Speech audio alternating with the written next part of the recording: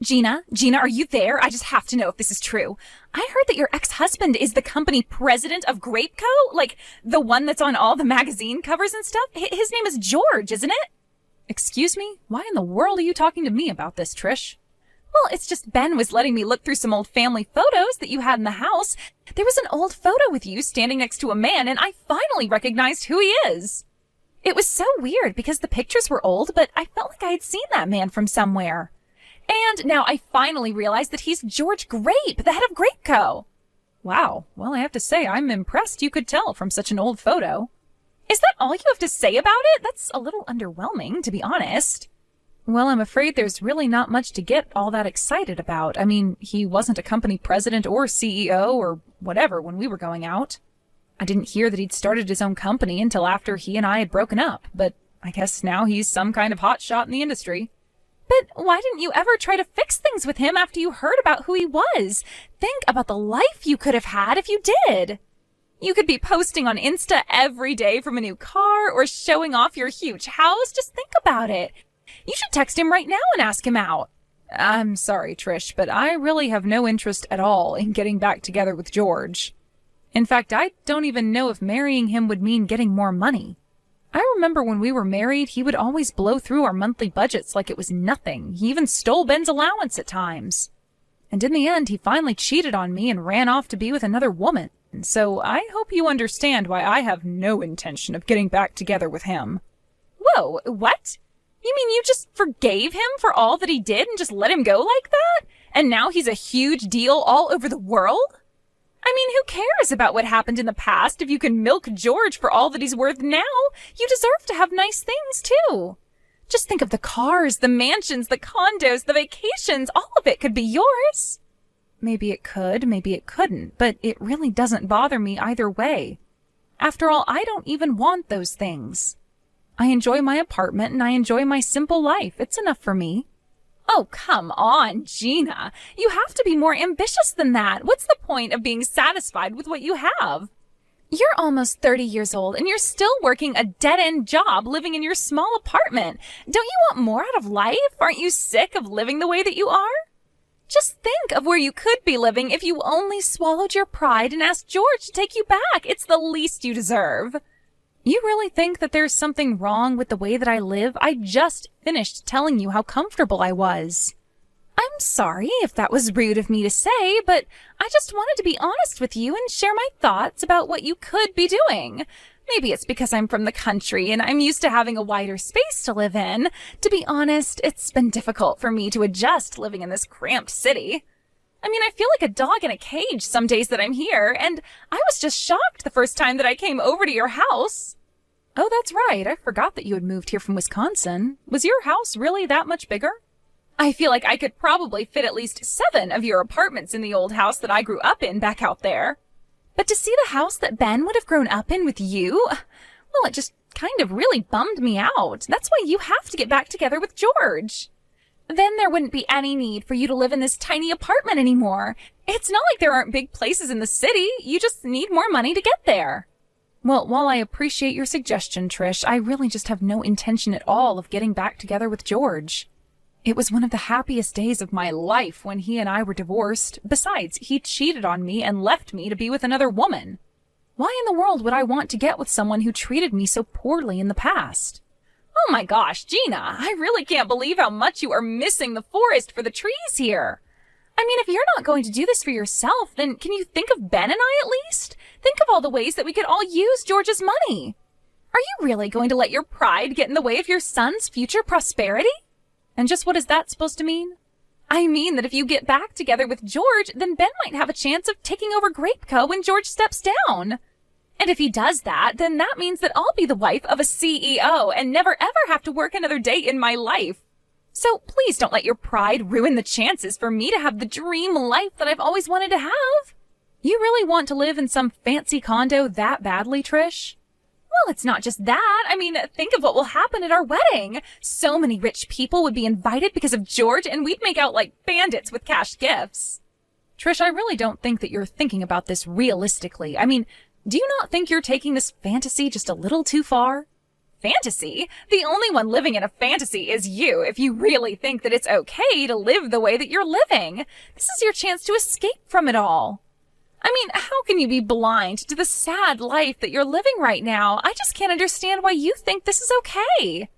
Trish, I'm not saying that I don't see the points you're making. Yes, my apartment is rather small, and yes, I don't make all that much money. But the point is that it's my life, and I'm very comfortable where I am. So please stop trying to pressure me to change that. Mom, are you there? It's just horrible. I can't believe it. Why didn't you ever tell me that my real dad was the CEO of a huge company? I take it that Trish had something to do with this, didn't she? Well, of course she did. She was the one who told me the whole truth about who my dad really is. I can't believe that I'm actually the son of Grape Co.'s own George Grape. And how could you hide this from me, Mom? What's the matter with you? I have a right to know this. Ben, you've known who your father is this whole time, and I've told you that you don't want anything to do with that man. I know that he looks impressive on social media and all of that, but you don't know George like I do. I mean, when he left us behind, did you know that he even found a way to get out of paying child support? I seriously can't believe that you're making excuses for yourself like this, Mom. What are you talking about? My dad gave me child support money all of the time. Or at least he tried to. But you were the one who always told him to take his money and never come back. But I know for a fact that my real dad never once forgot about me or chose to abandon me. And you have no idea how much pain it's caused me not being able to see him. Don't tell me that you actually found a way to reconnect with him. I have, actually. In fact, Dad and I were just together earlier today, if you must know. It had been 20 years since you two divorced. I hadn't seen him since I was in elementary school. I can't even remember the last time I cried like that, but I did when I saw him today. Ben, what is the matter with you? Why would you go and meet someone like that? He left us and never gave us a cent of child support, and he never once reached out to contact you. You're not reading my messages, Mom. He did offer me money and has asked to meet me countless times, but that I never took him up on his offer was secretly crushing me this whole time. That's why I was so happy to finally get to meet him. He even gave me $20,000 as back pay. What? Did he really give you that much money? That's right. What else could you expect from someone as impressive as him? I mean, for him, $20,000 was probably like a penny or something. But I never ever had that much money in my life before. I didn't even know what to say to him. Well, you should tell him to take his money back. I am serious. You don't want anything to do with that man. And you probably don't even want to know what he had to do for that money. I know that he seems great right now, but I am telling you that he is nothing but trouble. You really think that I'm going to give the money back? It's my money. He said it was all the child support he would have paid me. And now you're trying to tell me that I'm not entitled to that. You're just jealous, aren't you? You're mad because I got the money and you didn't. Ben, you can't be serious about this. You don't actually think that's why I'm upset about this, do you? I am your mother, and I am only saying this to you for your own good. How is any of this for my own good? You're just saying whatever you can to make yourself seem good so you can try and brainwash me. You don't actually think that's what I'm doing, right, Ben? Of course it is. Ever since I was little, you've only ever talked bad about my dad. You called him a cheater and a cheapskate, and that's all I ever knew about him. But now that I finally met him and listened to his side of the story, I know that the divorce was actually all your fault. Dad never did anything wrong. Oh, come on. You really are just going to believe that it's all my fault your father and I got divorced? Of course. He told me all about how you never ever supported him and how that pushed him to cheat on you. And you're really buying that story? Dad told me it was always his dream to own his own company, but that you were always shooting his ideas down and telling him to give up on his dreams and get a real job. You made Dad feel cornered and alone, so it's only natural that he would resort to cheating on you the way that he did. And yet you still had the gall to play victim. That's why Dad finally realized that it was hopeless trying to fix things with you and ran off. I can't believe that you're really buying all of this. I thought you were smarter than this, Ben. All you had to do was be a good wife and help Dad chase his goals. But instead you chose to run him off, and that's why you have the life you have now. This is what you get for not being there for Dad when you should have been. Is this all what George told you? Ben, you cannot believe a single word that man says to you. I gave birth to you. I raised you on my own for 20 years, and you really think that I've been doing it all to hide the truth about your father from you?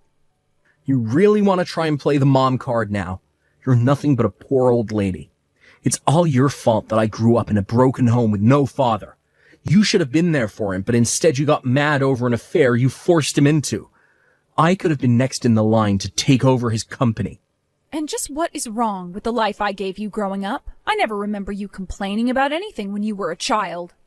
I was always there for you, always did my best to provide for you, and never ever had to send you to bed without making sure you'd eaten that day. I may only work part-time, but over my time working, I strived for any chance at career advancements and raises that I could get. I was even earning as much as a regular employee at my company for a while. Oh, just shut up already. I'm sick and tired of you trying to spin the truth for me. I don't care how hard you say you worked. You still lied to me, and you stole my chance at a good life. I could have been driving fast cars, traveling the world, making tons of money, and instead we had to live together in your tiny little apartment. I did all that I could for you. Why are you acting this way? You read this message well, Mom. You're nothing but a poor old lady pretending to be someone she's not. I wish I'd grown up with Dad instead of you. I'm never, ever going to come back to your tiny little apartment ever again. Ben, please, you are acting absurd. I mean, you're really going to abandon your mother to be with your father who was never there for you? That's right. I'm going to be with him, and he's going to take me in and give me a job, and then I'll be living in a huge condo. I'll be able to give Trish everything she wants, and we'll go and live with Dad in his penthouse. We'll eat out every night and never have to worry about how the poor live ever again. Well, fine then. You're an adult and you're free to choose how you want to live.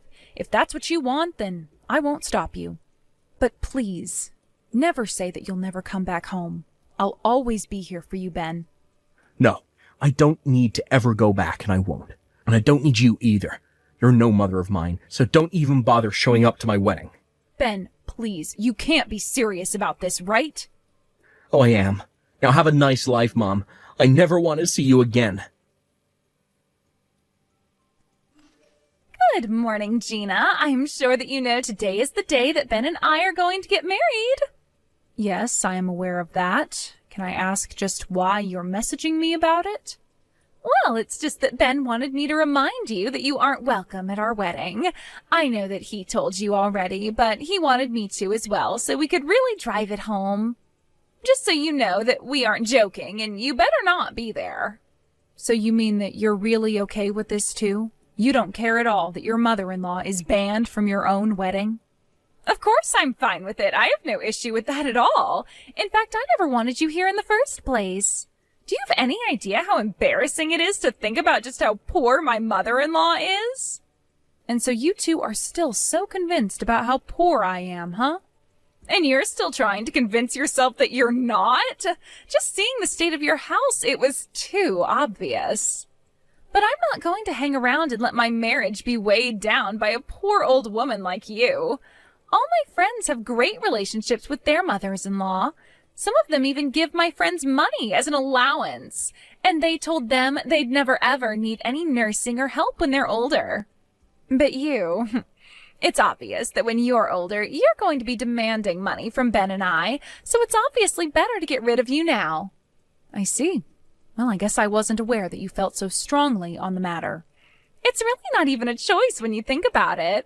A poor old mother-in-law or a rich and successful father-in-law. George is going to be our ticket to the top. He's going to let Ben take over his company, and then we'll be living in the lap of luxury for the rest of our lives. I can't believe that Ben is really choosing to live as George's son rather than my own. Are you really? I'm not. I'd make the same choice if I were him. Well, fine then. I'll skip going to your wedding, but I'm not sure you won't regret it. And just why in the world would we do that, huh? I'm done having this conversation with you. You both are adults, and if this is how you want to live your lives, then fine. You think it's not obvious how upset you are over this? Maybe if you showed up to the wedding crying and begging us to let you in, we might change our minds. Oh, I'm afraid I won't be the one crying by the end of this, but you just might be. You're not making any sense at all. What could possibly make me regret marrying Ben when he's going to be rich? You're just a jealous old woman trying to hold on to what's around her as it slips around your fingers. Have a nice lonely life, you old hag. Oh no, what's going on? I am so upset. You have to do something to save this wedding, Gina. Oh no, what's the matter? Don't tell me that things aren't going the way that you planned. What? How did you know? Who told you? Don't tell me it's already on the TV. Apparently George's company is actually on the verge of bankruptcy. Not only that, but he's being sued for fraud since apparently he tried to scam people. Yeah, I did hear about it on the TV, actually. I heard that George is being accused of swindling people out of $60 million. It was also some kind of big investment scam or something like that, yes? But instead, he took all of the money invested and left nothing to show for it to the investors. That's not all, though. George told Ben that he was going to let him take over the company. But now that Ben is all wrapped up in this, we have a bunch of reporters outside our house. They've been there since this morning. Oh, wow. Well, that's really rough for you, isn't it? But that's not the worst of it. The worst is that George managed to escape from the apartment. We have no idea where he is, and he's not picking up our calls. So now we're being accused as conspirators of George. Wow. Well, it sounds to me like you two played right into his hand then, didn't you? But at least you got that $20,000 that George gave to Ben, right? I just hope it doesn't come out that that money was dirty as well.